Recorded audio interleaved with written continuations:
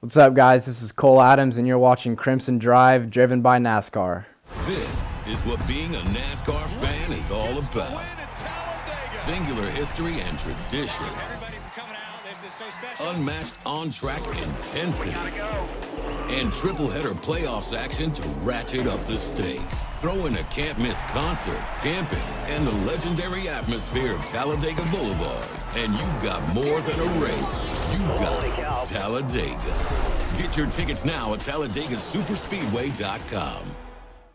Roll Tide and welcome to this Tuesday edition of Crimson Drive, driven by NASCAR. This is Roger Hoover. Great to be with you from our studios in Tuscaloosa as we look ahead to Alabama-Wisconsin coming up this Saturday and look back a little bit to Alabama against ULM from this past Saturday.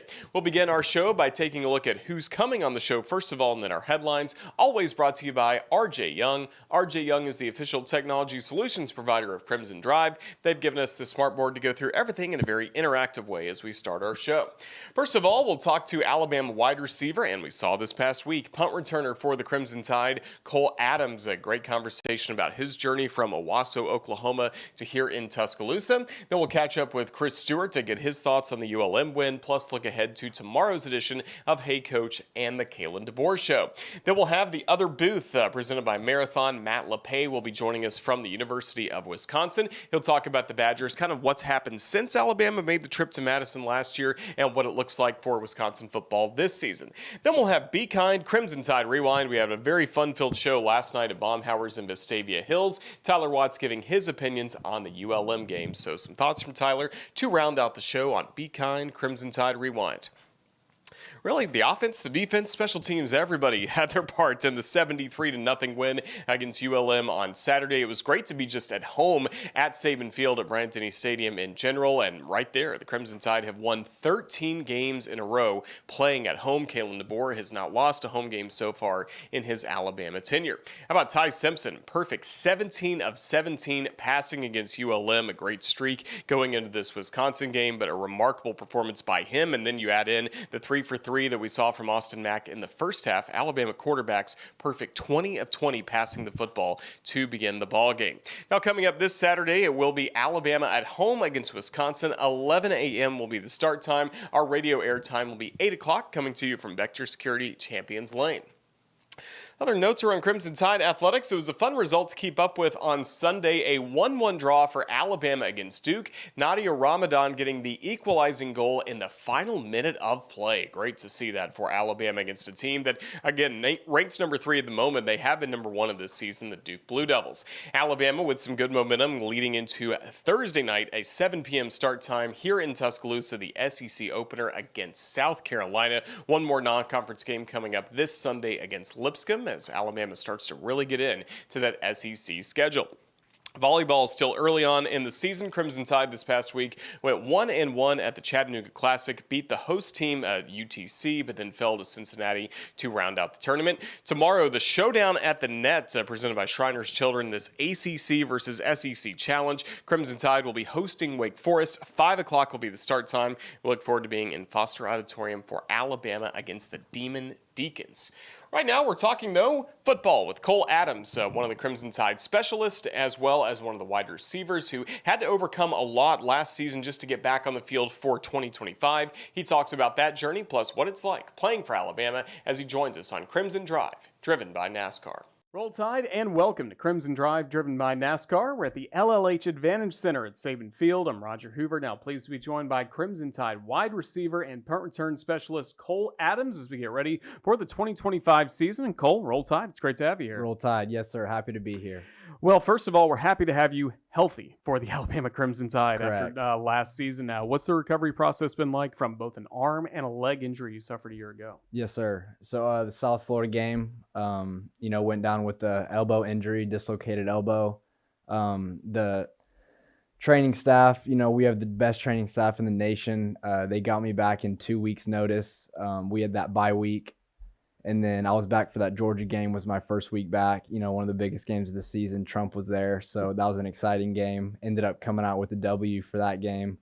And then, a couple games later, Missouri game, first possession, go down with an ankle injury. Broke my ankle that game.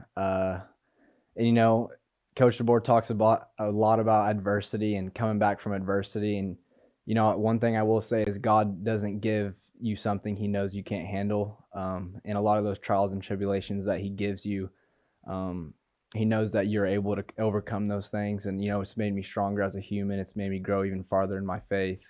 And rehab, just like with my elbow, best training staff in the nation every single day, coming in at 6 a.m. For one of the first ones in, last one's out with this injury. And rehabbing was, not always easy, but, it helped me to become who I am today. And, I'm back up to 100% and ready for the season. So. Yeah, injuries can be kind of a lonely feeling and rehabbing back from one, but it sounds like you had a really good support system. The athletic training staff, coaches, teammates, I imagine family and faith played a huge role in that too. Yes, sir, 100%. Like you said, like being kind of on the lonely part. You do workouts outside of the team. So yeah, it can get lonely at times, but just like I said with my faith, I stayed super strong in my faith, talked with God a ton, and He led me to where I am today. So I can't thank Him enough. So again, you were making plays not only as a wide receiver, but as a punt returner as well. Let's focus a little bit on punt returning. What do you love about that role? Man, a lot of your teams depend on you to catch that ball. And I've been called reliable before by Coach Shepard, and it's something that I've really stood up to be. As a guy on this team, I might not be the biggest or the fastest, but I'm going to be the most reliable guy. I need everyone to trust me back there, because that's one of the biggest positions to where you got to have trust, in a coach and in a player. They got to trust you to be back there, because a lot of your, field position is a huge part of the game. And I think being a punt returner is a great way to, have a great field position, making the right decisions, and just being an athlete, man. You can't be scared back there. You can't have nerves back there. And, I think I do a good job of just being ready for the moment, just whenever that moment comes, whenever my name's called to go out there, I'm just ready to be the best I can be. So much of it is about timing. So much of it is about vision. And I've been on the sidelines for games a lot of times. It's hard to pick up the ball, like for us kind of watching on the sidelines. For you, are there any stadiums where it's hard to pick out the ball out of the sky and kind of pinpoint where you need to be? Or does that just come with all the practice you do? Yeah, honestly, that's a good question, because, a lot of times we practice during the day, and those night games with the lights, it kind of can get like, to where like, oh my gosh, like, but honestly, you're so locked in the moment, and you're so ready for the moment that nothing can really knock you off that. Yeah, so you get to the right spot and you're able to return the ball. Let's talk a little bit about your speed as well. Have you always been one of the fastest people on some of the teams you've been on? Yes, sir. How do you feel like you developed it even at younger Cole Adams growing up? Man, so I played the game. I started playing the game just because I loved it. I have a twin brother and an older brother. My older brother was a huge guy that I looked up to. Same with my dad. He played sports all throughout growing up as well. He ended up actually getting to play with the Dallas Cowboys for a couple of preseason games, so he knows all about what it takes to be, at this level. And I've just looked up to those guys my whole life. And, like I said, I just started out playing because I loved the game. And it wasn't really until my freshman year of high school, I was really like, oh my gosh, like I can do this. I can play at, this level that I see other guys playing on Saturdays. And, I just kept my head down and, was humble and kept my faith with me. And, it led me to where I am today. So I'm very blessed. Yeah, you saw it as a freshman, and you're playing at Owasso in Yes, sir. Oklahoma, and that's a high level of football. I don't think people realize how great the high school football is in Oklahoma. Yes, sir. You think of Oklahoma and you think, blue collar people. But where we're from, we're 6A down there, and there's some good football down there. And if you go and take a look yourself, you'll see that there's some guys that's come out of Oklahoma, the Tulsa area. Absolute ballers that's come out of there. We all know Josh Jacobs. He was right in the center of Tulsa. Guys like that. But yeah, the competition is bigger than what people expect in Oklahoma, being at that 6A level. So just the competition, I think, helped me to be ready for the level, here. And obviously, high school to college is two different levels. But And, that's another thing I would love to talk about is my coaching staff at Owasso, Bill Blankenship and all of those guys.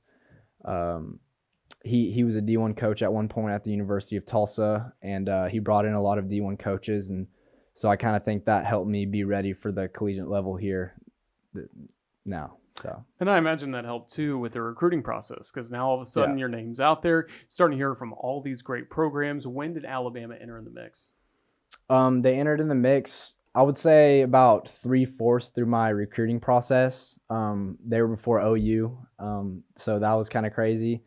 But, I was so blessed and happy and excited to get every single offer that I got. But when I got that Alabama offer, it was different than any other offer that I've got.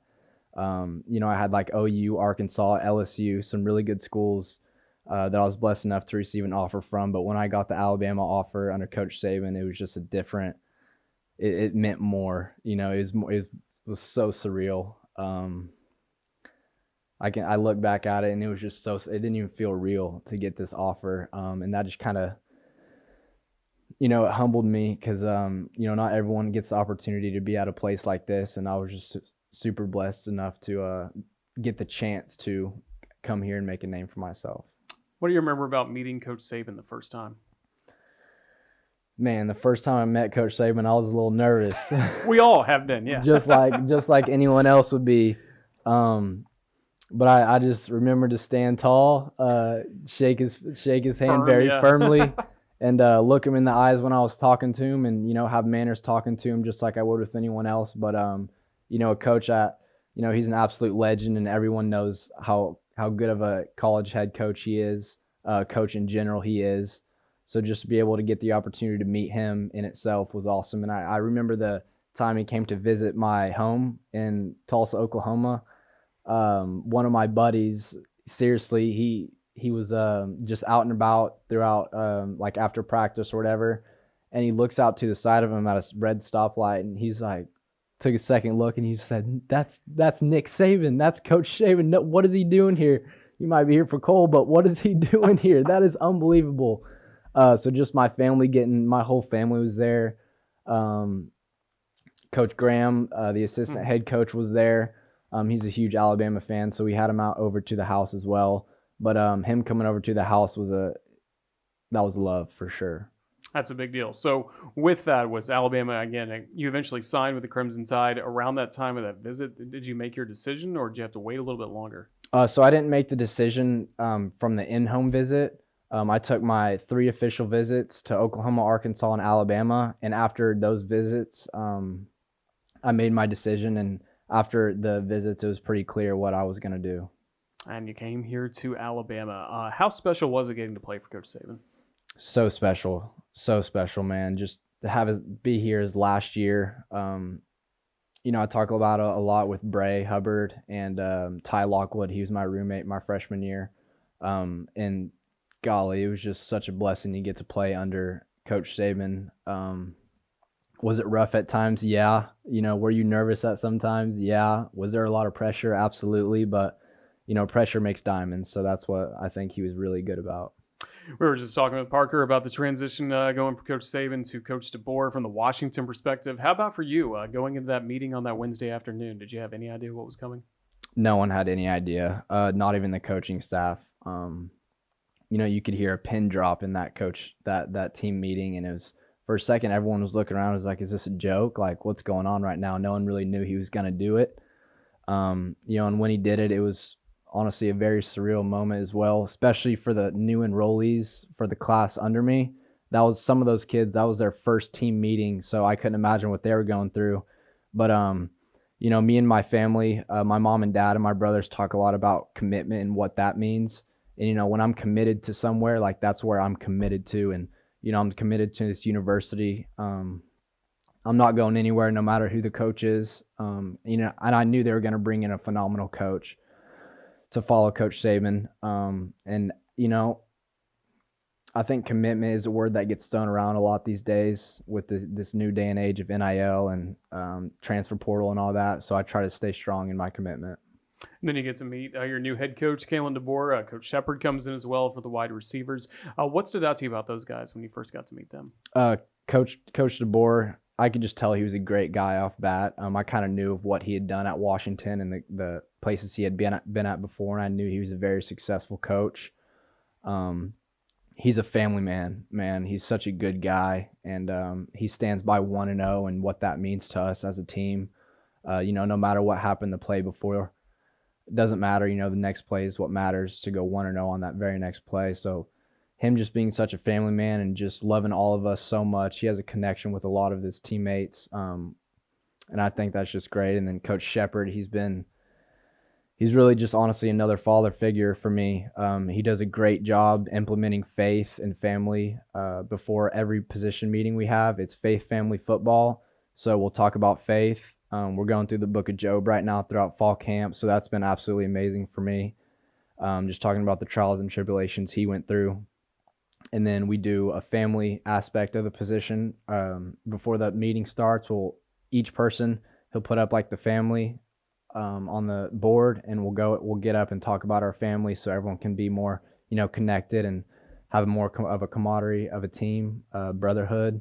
And I think he does a great job of implementing family and faith into everything. And, like I said, he's a father figure, man. He's got it figured out, and he knows what he's talking about. I think you just answered my next question. What makes this wide receiver room special? That's pretty good, the way you guys connect in that way. But, I mean, you got some tremendous athletes and, from what it sounds like, tremendous people in that room. Yes, sir. Absolutely. And I think the heart of it all is honestly Jeremy Bernard as well. He's been a great leader for our team. He sends Bible scriptures into our group chats, which has led me to send more Bible scriptures into our group chats each and every day.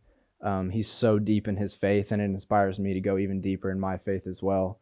But yeah, I think this is the tightest wide receiver position group that I've been a part of since I've been here, and I think we got something special brewing for sure. And a lot of the great work that has to be done by the wide receivers, it all really starts with the quarterbacks. How have you guys kind of stayed in touch and working even outside of practice with guys like Ty Simpson, Keelan Russell, Austin Mack? Oh yeah, for sure. Those guys are all great. They could all go play. They could all go start at any other school if they wanted to, but they decided to play here all together. And the three of them being together, there's so much athleticism, and they're all so smart, and they all love football, and that's what I love about them most. They're always coming to me after a play if it didn't go the way we wanted it to. We always talk about like what we can do better. We stay after practice every day and work on the routes that maybe weren't as crisp, or as the passes weren't as crisp as they wanted it to be. We work on those. We watch extra film together. And all three of those guys are absolute ballers. Like I said, they love the game. And with Coach Grubb here this year, he's really elevated them even more than they have been in the past. So all three of those quarterbacks are very special. What do you feel like your role is going to be in the offense this year? I don't really like speaking on that as much, just because whatever they want me to do, whatever they have me do, I'm always ready to go. Whenever my name's called, I will be out there. And I'm always ready for the moment, whatever they want me to do for the team. I'm a very big team player. Whatever I can do the team to make the team the best they can possibly be, I'm ready to do that. You mentioned your friendship with Bray Hubbard. What's it like not only going up against him in practice over the last couple of years, but then the way he emerged after Keon's injury last year? How special was that to see? Yeah, absolutely. And that just goes to show you, you got to take advantage of your opportunities. And he did an absolutely amazing job doing that. I knew he was a baller even before he was where he's at now. But going against him in practice is awesome, because he'll hit you. Yeah. He's not afraid to hit you for sure. But it helps me with my blocking even more. That's something I think that we have to get better at every single day as a wide receiver group. We can go make plays. We know we can go do that, but implementing blocking and making sure we can do everything right on every single play is really what's going to make us a national championship team, and Bray Hubbard helps out a lot with that. And I imagine what helps out too is the great running back room that you have. All these great guys that can get downfield, and they're helped by blocks that you guys make. Yeah, 100%. We have there's so many talented running backs that we have this year between Jam and Dre and Richard and Jay Hill. All those guys, there's so many running backs we have, and it's like, who's going to play, who's going to do what, but that's in God's hands, and I think all of them are ready for the moment as well. And I'm very excited to see what those guys are going to do for us this year as well. Last question. What do you love about game day in Tuscaloosa? What do you look forward to the most? Honestly, winning. And, they say a lot to like take it in. These years will go by super fast. So every once in a while before the game or after the game, I'll just take a second to take in like all the fans and, how awesome our fans are and how much they support us. I make sure to take a look around and really take everything in because, we won't be here forever and this time does go by quick. But, if you take a second to step back and, take a look at where you're at and, what you can accomplish, then I think you can be really successful. Well, Cole Adams, you're doing a great job for the Crimson Tide, and we appreciate you being part of our program. Thank you for the time that you've given us today on Crimson Drive, driven by NASCAR. All the best. Roll Tide. Thank you, sir. Roll Tide. This is what being a NASCAR fan is all about. Singular history and tradition, and triple header playoffs action to ratchet up the stakes. Get your tickets now at TalladegaSuperspeedway.com. Great conversation with Cole Adams. Best of luck to he and all the Crimson Tide players getting ready for Saturday against Wisconsin. One note, we will have LT Overton joining us on our Thursday edition of Crimson Drive, driven by NASCAR. On our Tuesday edition, though, we always enjoy being joined by Chris Stewart, the voice of the Crimson Tide, to get his thoughts on Alabama football, plus looking ahead to tomorrow's edition of Hey Coach and the Kalen DeBoer Show, our weekly conversation with Chris Stewart, always presented by Regions Bank. Here's our one-on-one conversation with Chris about Alabama football. The SEC and the Big Ten. Chris, it's Alabama against Wisconsin, round 2. You excited for Saturday? Yeah, I am, especially after last Saturday because the team played so well. And I think able to pick up on the practice field last week was huge from where they had left off. They had 2 great weeks of practices. We talked about going into Florida State, and after the first drive, it didn't translate, and we know what happened. This week, they went back to work again. Got the job done on the practice field once more, getting ready for ULM, and then showed it for the full 60 minutes. A great outing, and couldn't have asked for much more than what you got. And now to build off of that, keep the momentum going, that'll be the key. Don't think, okay, well, we've got it figured out and we're done. No, you got it figured out. Let's go get better and build off that and show an even better performance against a Big Ten team.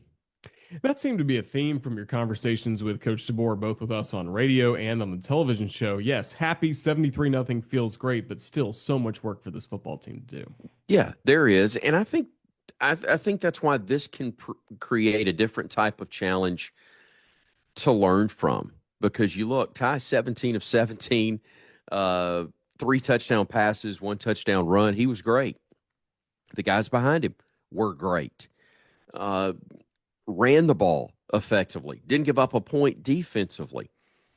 Are you disciplined enough, mature enough to leave that where it belongs, which is this past weekend, and then go to work? So they had it Sunday. They had Monday for the most part off. And now back on the practice field on a Tuesday, Wednesday, Thursday, getting ready for everything on Saturday. Can you put in the work with the same focus that allowed you to be successful on Saturday's game against the Warhawks? And if they do that, then I think we'll have a similar result. I don't mean 73-0. I don't mean 17 of 17 through the air for Ty, but I'm talking about successful with a comfortable win if you can take care of your business the way you did 1 week ago. And for the Crimson Tide last year, going to Wisconsin certainly took care of business. 42-10 ended up being the final score. And Chris, even though there was a bye week mixed in, and there will be again this year, it seemed like that performance helped lead into the great win we had against Georgia. Hopefully it'll be a similar case this year against the Badgers. No question. Wisconsin's not the best in the Big Ten. They weren't last year. They're not going to be this year. They're not the best version of what we've seen of Wisconsin in the last decade. But they are still Wisconsin. They are still a Big Ten team. They are talented and capable enough of creating some real problems if Alabama doesn't handle their own business. And so I think the sincere hope is that you continue to build off of what you did against ULM with a similar effort and performance against the Badgers, and then you go get healed up, sharpened, and even better prepared to play a Georgia team that we know at their place will be very difficult. How important would it be just to get healthier for this Crimson Tide football team? We're talking on Tuesday, and there's still a lot that could happen, but just Sure. maybe if we could see, Ryan Williams, Jam Miller again, Tim Keenan still working his way back, just getting this Right. football team healthier also has to be a priority right now. I would agree. There's a couple of those I'll be a little surprised if we see back, maybe one or even two, that it won't shock me. But at the same time, because you played so well and you had success at running back, you were able to plug some holes defensively, because the wideouts, and we know what Jeremy does, and the whole core did a good job. But Linear Brooks is going to be a star, and we saw some reasons why with what he did Saturday against ULM, and giving him more reps allows you at least to have the thought that, okay, if Ryan Williams were to come back, maybe we don't have to use him a lot. You can get him back into game shape and back to feel a little more comfortable. And the reality is he didn't have his best game against FSU in the opener. So he probably needs to get some confidence back health-wise as well as play-wise before he goes into that Georgia matchup. So that's why I wouldn't be shocked to see him a little bit. But, that's for the coaches to decide, obviously, and figure out along with Ryan and the medical staff as to what's best for him short and long term. But you do have, I think, a few more options now than you might have had there been a subpar performance, even in a win this past week. You have more trust in the guys that are filling in for Tim, for Jam, and for Ryan as well, and the other guys that have been beaten up and banged up that maybe are borderline for this upcoming game. How much fun was it just to be back at Saban Field at Bryant-Denny Stadium? I mean, especially off the tough loss against Florida State, but that home field advantage certainly felt it Saturday night. Would love to see it again this week. We were all ready for Saturday to get there. And yes, there is something incredibly special about the home game. Did it have a little off of it pregame from what we have experienced? Yeah. It's the first time we've walked into a stadium since 2001 with an 0-1 record. I will also contend that is the toughest assignment we've had, given that it was a true road game. Don't forget that. That was a true road game. I think 2000 maybe was the last time we lost on the road and then lost at home in the opener the very next year. But these marquee opponents, Power 4, Power 5 as it was back then, opponents that we faced in the opener have been on a neutral field. Even that much talked about offseason matchup between a then number 1 and then number 3, Alabama and Florida State, what turned out to be Jimbo Fisher's last year in Tallahassee, that turned out to not be as good of an FSU team as most people anticipated, but it was a neutral site game. There's something different playing somewhere on the road. I'm not blaming all of Alabama's failures in the opener because they were on the road, but it's different. And I think there was probably more talk about it being the first time in 24, 25 years that you've lost an opener than it should have been, because you're not exactly comparing apples to apples. So being at home is special. Winning is most special. We were glad to not have to go back on the road for a second consecutive week. It was great to be at one of the greatest venues in the history of sports and the place that we do love so much. But at the same time, I think there was understandable nervousness or curiosity to see how the team would play and respond after a very tough week. And they answered that bell extremely well. It certainly did. So coming up, it's Alabama against Wisconsin on Saturday. And Chris, I know you'll have fun tomorrow. Baumhauer's Victory Grill for head coach and the Kalen DeBoer Show. And you talked about your phone call with Bob Baumhauer. You may need to make a call to him and see if we can get some beignets delivered at 8 a.m. out to Champions Lane. I got a feeling that is doable. Bob's not going to get up and cook for us. Spencer might. So we'll see if we'll get that that done. But you have given me an assignment, and I like the way you're thinking. That would be a good way to get it done. Yeah, beignets from Baumhauer's are about as good as it gets, and especially on breakfast, and hopefully another beautiful day like we've had weather-wise the past few days in this part of the state.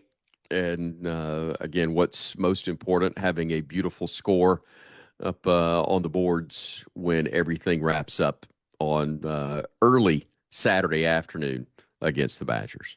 We look forward to it. Chris, thank you for your time. All the best. Roll Tide. Roll Tide, buddy. Hey, my name is Jan Miller, here with Crimson Drive, driven by NASCAR.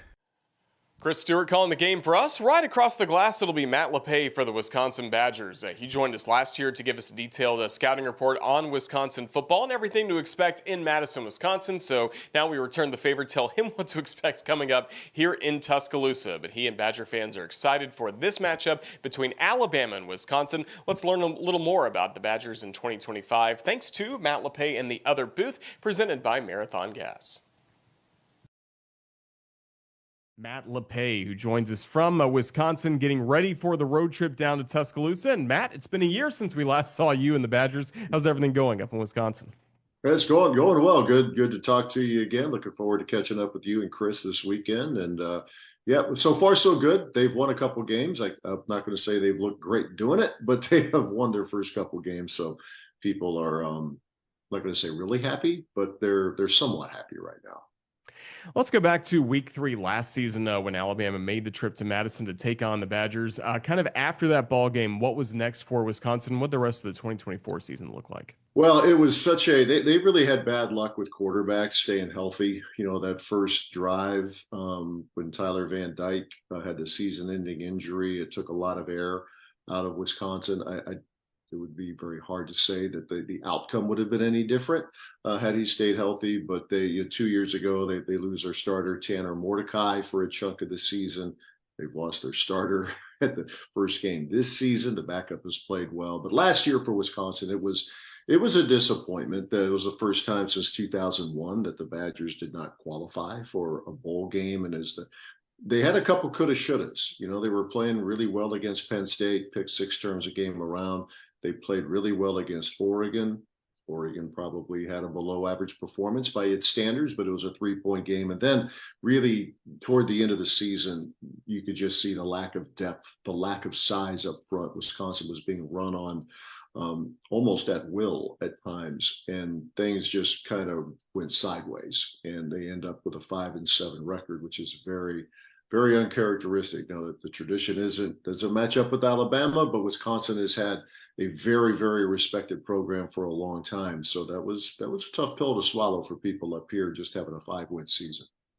So with that, what was the offseason priority for Coach Fickell, first of all, with his staff, and then building the roster for 2025? Well, he has a new offensive coordinator, and he actually made that change, dismissing Phil Longo after the Oregon game last November. And he hired Jeff Grimes, who's been multiple places, including a run at BYU. He was at Kansas last year, and now in his first year here, veteran coach, really highly respected. And for Wisconsin fans, some of the stuff that they're doing looks similar to some of the better offenses, at least schematically, that they had when Paul Chryst was the offensive coordinator, and even some of the better offenses he had as a head coach. They want to be more physical. They want to have more of a commitment to the running game. The problem is the offensive line has been in flux. It's been an issue without doubt. Their projected starting left tackle had a season-ending injury during spring ball. They've already made some switches. The right tackle is now the left tackle. The right guard is the right tackle, and they've really had to shuffle the deck. And I think everybody is seeing the growing pains. You always hear about you need continuity in the offensive line. Wisconsin doesn't have that right now. Hopefully it will develop as the season goes on, but running the football has not been great. You know, they got on the edges with receivers on end arounds or a little reverse action, but otherwise it's been a little bit of a tough go here so far. So far, 2 games in, what stood out to you about the first 2 ball games you all have had at Camp Randall Stadium? Yeah, defense has been better. Going back to your previous question, one of the things they really wanted to do was get bigger and have more depth on the interior of the defensive line. And they feel like they can go six deep inside. You know, guys like Ben Barton, JVR Suggs, transfer from LSU, and a couple of other transfers. They tried to use the portal to get some depth and to get some more 300-pounders, something they were lacking in up front. And on the edges, they've got a lot of different body types, but someone who's emerged, at least in the first two games, is Mason Riger. He's from Hoffman Estates, Illinois, but he's a transfer from Louisville. And couldn't play last year because of an injury, couldn't participate in spring ball here as he was continuing to rehab. But these first couple of games, he has been a factor. So they've been tougher to run on. But at the same time, you know, I'm pumping the brakes on that because they have not played teams that neither is a Power Four team. Miami University had no returning starters from a year ago. Middle Tennessee is struggling, so things ramp up. You know, the schedule is a pretty aggressive one that Wisconsin's playing starting this weekend. So we'll see how the Badgers can hold up against some of the better teams running the football. And back to the offensive side of the ball, again, there have been some injuries already affecting Wisconsin, but what can you tell us about the quarterback position, what we may see there coming up on Saturday? Yeah, I think the feeling is there's more talent overall at that position than there was a year ago, and I think maybe one of the bigger reasons is there's more experience. Danny O'Neill has stepped in. He had his first start as a Badger last week and was really efficient. He started at San Diego State last year, was the first freshman to start an opening game for San Diego State since that program became an FBS school. And that goes back to, I guess, like 1969, 1970, something like that. And he was pretty good out of San Diego State. He's not a big guy. He can run it when he needs to. You know, he's pretty good at making something out of nothing.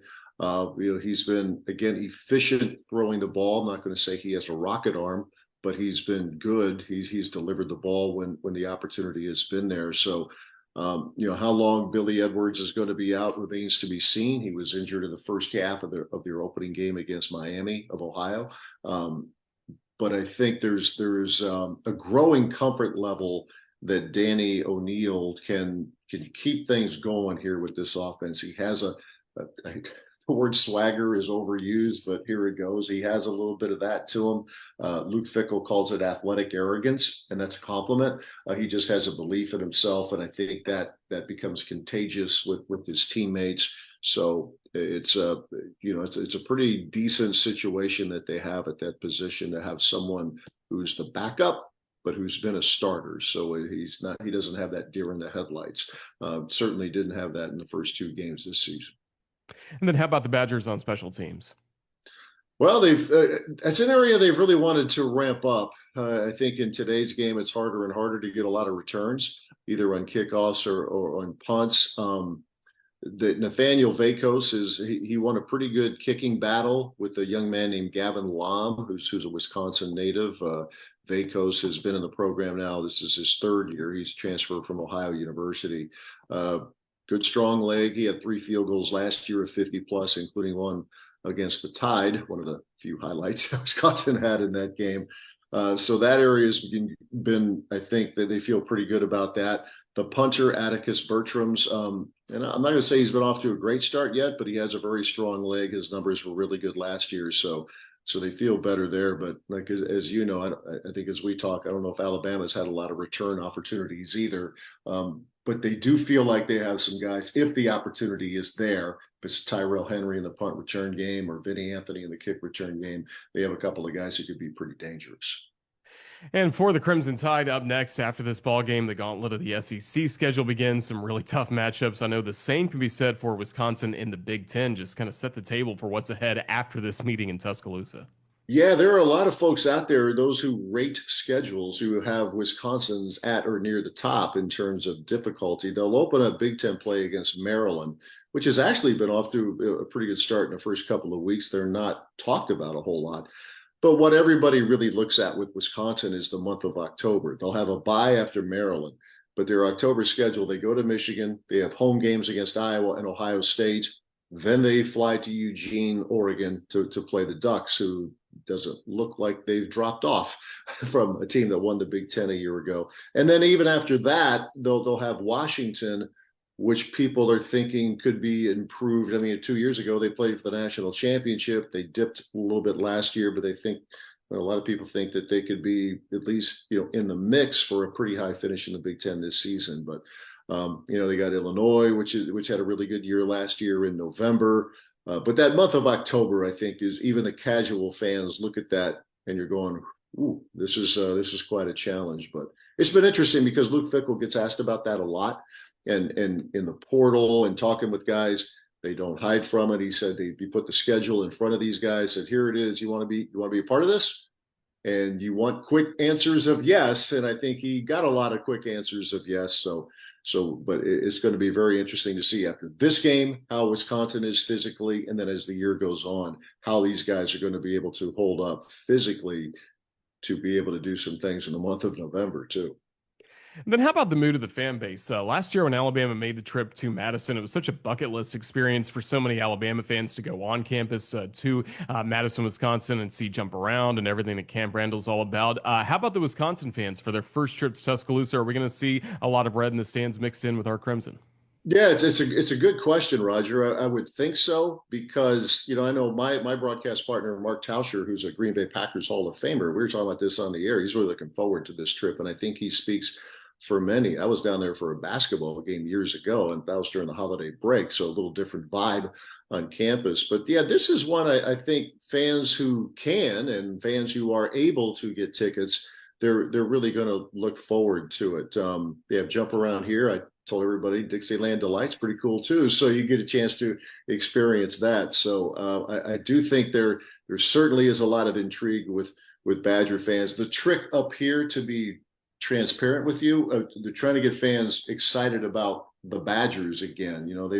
They had a really good crowd for the game this past Saturday, but this program has been spinning its wheels for the last few years, and we all know how that works. Fans, they're skeptical about this team, but I just think that the trip, being down in Tuscaloosa, anybody who knows anything about college football knows the tradition of Alabama, the fan base, how much everybody there cares.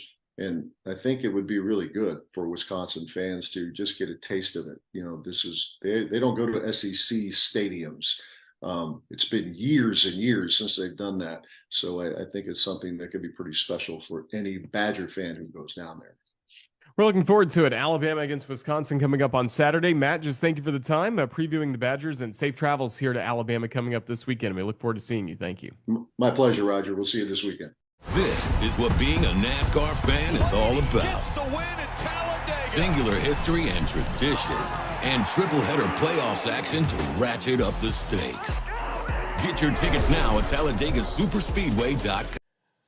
Appreciate the conversation with Matt Lepay as we get ready for Alabama against Wisconsin. Again, so many things to like from the last game Alabama just played against Louisiana Monroe this past Saturday inside Saban Field. Tyler Watts was there as our color analyst, of course, and he's always with me for Baumhower's Victory Grill for Crimson Tide Rewind. Monday night, 6 p.m. at Vestavia Hills. If you live in the Birmingham area, as you can hear in some of these clips, it's loud, it's energetic, it's one of our most fan-friendly shows that we have on the network, and Tyler Watts always gives a great breakdown of what he saw from Alabama. Plenty to talk about on last night's edition. The full episode, you can listen to it on demand, podcast style, on the Alabama Insider podcast. Video replay available as well on our YouTube channel. But here's kind of the best of moments from last night, something we like to call Be Kind, Crimson Tide Rewind.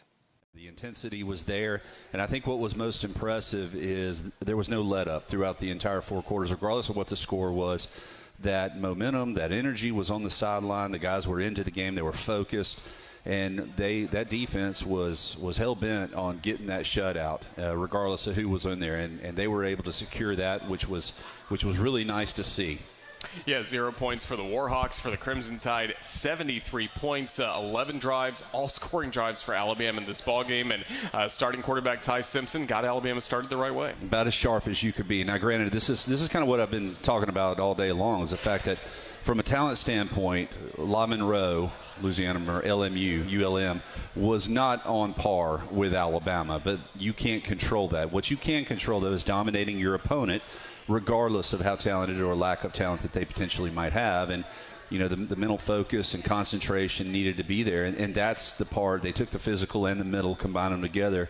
And when you do that, you see what this team is capable of doing. Now, against better competition, which we will see this week, you're going to have to step it up a little bit more and keep that. It's going to be a closer game. However, you have the building blocks of something that you can continue to try to improve on, because everything is still in front of you. I mean, it is still wide open. Every opportunity is still in front of you. You took the right step in the right direction. Now you got to put two together. Free. That was the first touchdown for Jeremy Bernard. 2 touchdowns in the ball game for Jeremy. 3 catches, 67 yards, and Tyler, he should have had one more. Yes, he should have a long touchdown, but he absolutely was the worst pass offensive pass interference call ever, where the dude just got his feet tangled up and got in his way and he bulldozed him.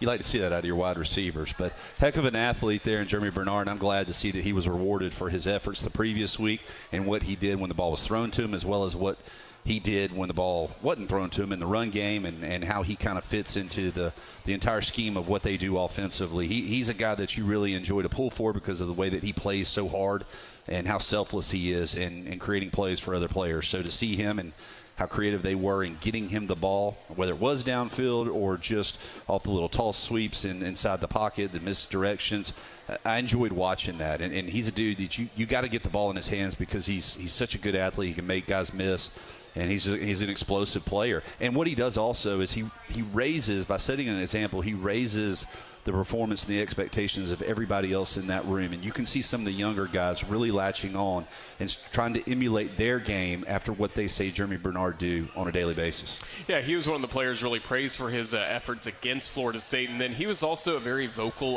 leader on this team, especially with the media last week. Media availabilities went on Hey Coach and the Kalen DeBoer show as well. And it's nice to see somebody like that's out in front of the public talking about what this football team can do, really back it up with this play. So that's good for the fan base because you want to pull for those type of guys. But it's also great in the locker room because players listen to people who are putting forth the effort and they're seeing what they're doing. They respect that.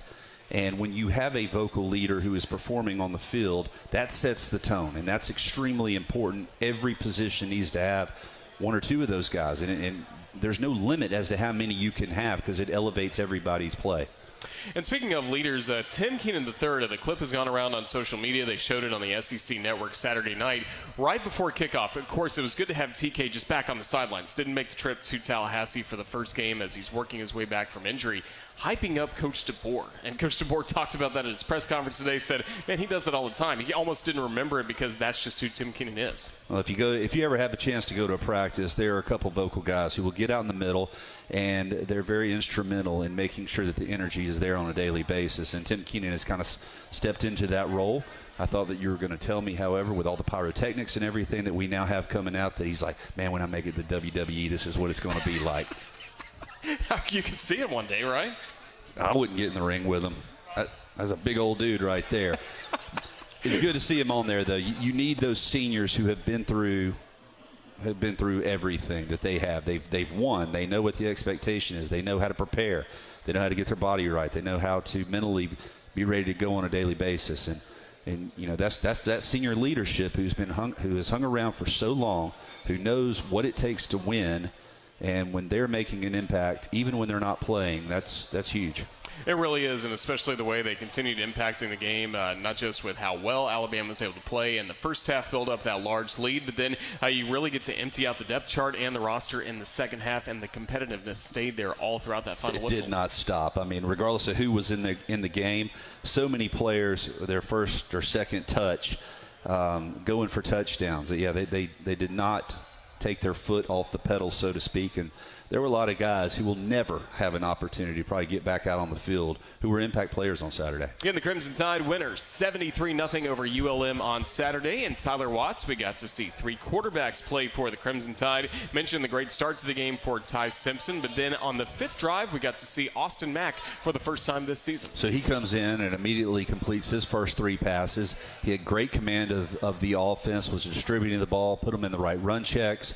He played well, and he deserved an opportunity to get out there early on in that game when, you had a lead. You didn't know if you're going to have how big a lead you were going to have. But when everything's still going early on, you got good fight out of your opponent, you want to see what your backup's got in him. Because we've seen over the last several years, there are times when injuries happen and your starter goes down. You need to make sure that you're giving meaningful reps in game-time situations so that if that backup, Austin Mack or whomever it is thrown into the fire, that they're ready to go. They've had some bullets shot at them a little bit, and they know how to handle that situation. And not just game reps as well, but how beneficial is it to play with the starting offense, all the ones around him? How much of a difference does that make for him? It's big from the standpoint of you want to make sure that you're protecting, you're able to run the offense. Sometimes when you get some of the younger guys in who don't have that game time experience either, things can get a little sloppy. Assignments aren't necessarily where they need to be. They're not met. Therefore, you end up running for your life or just throwing the ball away. And that's not what you want to see. You want an opportunity to really go out there and compete and run the offense the way it was intended and drawn up. And by putting all your starters out there, that's the best way to guarantee you're going to have the most success. And Austin came in. It was already a 28-0 lead for Alabama. And again, this was part of the plan that Coach DeBoer, Coach Grubb had going into the week. They mentioned in the offensive meetings, I believe, even going back to Monday. So for Ty Simpson to get to see this, again, it's no indication on how he's playing or anything like that. Again, this was all scripted. This was all part of the plan. Yeah, that's the biggest thing. It's not a, hey, we don't believe in you, Ty. It's we're just doing this to make us a better football team. And the competition should never stop. Doesn't mean that it has to be ongoing in games. I think that you do earn the right to play in practice. However, having that depth with experience, game time experience, is so important. It really is. And go back to Ty for just a minute. He got to run the offense, and again, a much more balanced approach by Alabama in this game. We talked about it before. Florida State game, that first drive, you saw a lot of balance, but once Alabama was trailing, didn't see as much balance in the second half. What was it like getting to see Ty run the offense with, again, the ideal conditions, I guess you could say, trying to run this Crimson Tide team? Even on the first possession, the opening drive, you get the ball, and there was 3 passes on that drive, and then they ran it every other play afterwards. And I said, jokingly, pop passes don't count. They do count for passes. However, that's just a handoff. But they were committed to running the football, and it wasn't just power right up the middle. They were running their offense, off tackle, counters, pulling guys around, trying to create things offensively, and you didn't have any miscues up front, which was important. But they want to be a balanced offense. The play action comes off of that. You can really incorporate your wide receivers and have better matchups downfield because you're sucking in linebackers, creating more one-on-one opportunities, a clear picture in the secondary for both your quarterback and your receivers to understand where the ball needs to go. So it was a great start for them, just a command of getting rid of the football quick. Everything was on time. Decisions were made, and then they were executed immediately. There was no hesitation that you saw from any of the quarterbacks, really. They saw what they saw, they pulled the trigger, and they let it fly. And that's what you need, that confidence. That builds that confidence of trusting your eyes. And we also know Ty Simpson can run, and he picks up an 8-yard rushing touchdown as well. I think he had another one that was called back, another big gain that was called back as well. So, yeah, I mean, he possesses the ability to, and that'll be important moving forward when things break down and you really get depth out of your backers of being able to take advantage and close that cushion and pick up positive yardage, always keeping the chains moving forward. It's not necessarily what you want to center your offense around. However, having that in your back pocket, there's going to be times when that's extremely important in your ability to convert first downs. So good to see that from Crimson Tide. Starting quarterback Ty Simpson. Again, Austin Mack was able to play, was 8 for 10 passing, 80 yards, 2 touchdowns. What did you like the most when he was on the field? Just, once again, the command of feeling comfortable, looking comfortable out there, I should say. He knew exactly where he wanted to go. He read the defense. He checked it down. He pushed it down the field. He threw some really pretty balls. But it's just the execution and the decision making. You know, there's 2 things to play in quarterback that you get graded on. Obviously, you want to have the outcome be what it needs to be. But even when incomplete passes happen, did you make the right decision? Did you put the ball where you should have based on what the defense gave you? And as far as I could tell, he didn't force anything. Went through his progressions. He knew where the ball needed to go, and he delivered it. On the show, Keelan Russell, the freshman from Duncanville, Texas, makes his Crimson Tide debut. And Tyler, he was 4 of 6 passing, 65 yards, 2 touchdowns. What'd you think of number 12? He looked good, but I've seen him in practice, and he looked the exact same. Once again, throws a really pretty ball.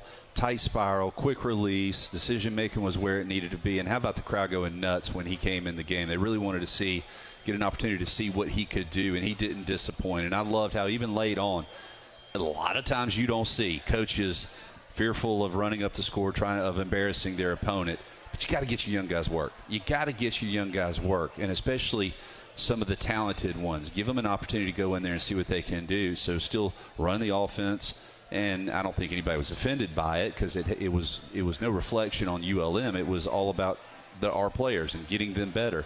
But once again, I mean, he throws such a pretty ball, and you can see how much upside he has and why he was so highly touted coming out of high school.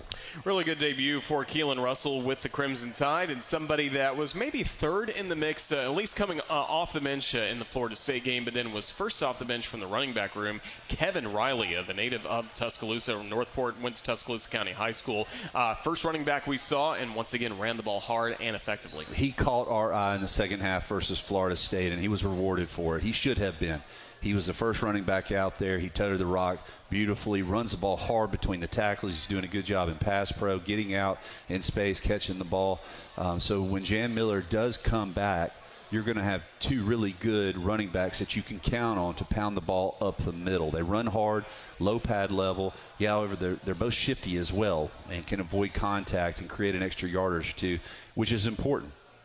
Really is. Kevin Riley averaged 6 yards per carry for the Crimson Tide on Saturday. 11 carries for 69 yards total. If not for A.K. Deere, we may talk about him just a bit, but he would have been the top rusher for the Crimson Tide. But again, regardless of who was in the backfield, it ran the ball effectively against ULM. It was, and you knew you had some depth coming into the season. We saw Dre Washington, a couple other guys as well. So obviously we knew we had people.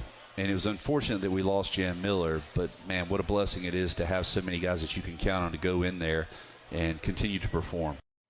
Always a fun time with Crimson Tide Rewind at Baumhower's Victory Grill in Vestavia Hills on Monday night. It always kicks off our week of programming leading up to the next Alabama game. And speaking of Baumhower's, you'll see that coming up on our upcoming schedule as we take a look what's coming up in our coverage getting ready for Alabama against Wisconsin. Baumhower's in Tuscaloosa, their north location, Harper Lee Drive, will be there coming up tomorrow, 6 p.m. for Hey Coach and the Kalen DeBoer Show, presented by Alpha Insurance. Look forward to Chris Stewart being there, along with the head coach of the Crimson Tide, Kalen DeBoer, always Crimson Tide football player, there as well. So make sure you join us for that. You can listen on the full radio network, Varsity app, video stream from Alabama Athletics. We'll be back with this show, Crimson Drive, driven by NASCAR, on all social media platforms for CTSN on Thursday at 2 o'clock, getting you ready for Alabama and Wisconsin. And also coming up, we will have our game day coverage starting at 8 a.m. We'll get going outside of Saban Field at Bryant-Denny Stadium at Vector Security Champions Lane. And then 11 o'clock, Alabama football against Wisconsin on the radio network, again, Varsity Network app. And don't forget the booth cam presented by Regions Bank, streaming live on all CTSN social media platforms at UA_CTSN. Then Coach DeBoer and Chris Stewart will talk about the game on the Kalen DeBoer television show on our TV affiliate on Sunday, and then available on demand, rolltide.com. Then Monday night will really end the week where we began this week. It's Alabama, of course, football talk all the time. Monday, 6 p.m., Crimson Tide Rewind with Tyler Watts at Baumhower's Victory Grill in Tuscaloosa. Make sure you follow us at UA_CTSN for some behind-the-scenes looks at Alabama football and our coverage. Again, at UA_CTSN, the best place to follow the Crimson Tide. Make sure if you're watching on YouTube to like and subscribe to our channel, and of course like this video and turn on the notifications so you don't miss anything coming up on the Crimson Tide Sports Network. It's going to do it for this very busy Tuesday edition of Crimson Drive, driven by NASCAR. Huge thank you to Cole Adams for joining us at the LLH Healthcare Advantage Center for one of our one-on-one conversations. Chris Stewart, Matt Lepay, and then Tyler Watts for his time last night on Crimson Tide Rewind. Thank you to Ethan Carabin, our video producer, put this entire show together. And thanks to all of you for watching. This is Roger Hoover in Tuscaloosa just saying thanks again. We look forward to seeing you on Thursday for Crimson Drive, driven by NASCAR, streaming live at 2 p.m. on all CTSN social media platforms. Until then, have a great week. Roll Tide, everyone.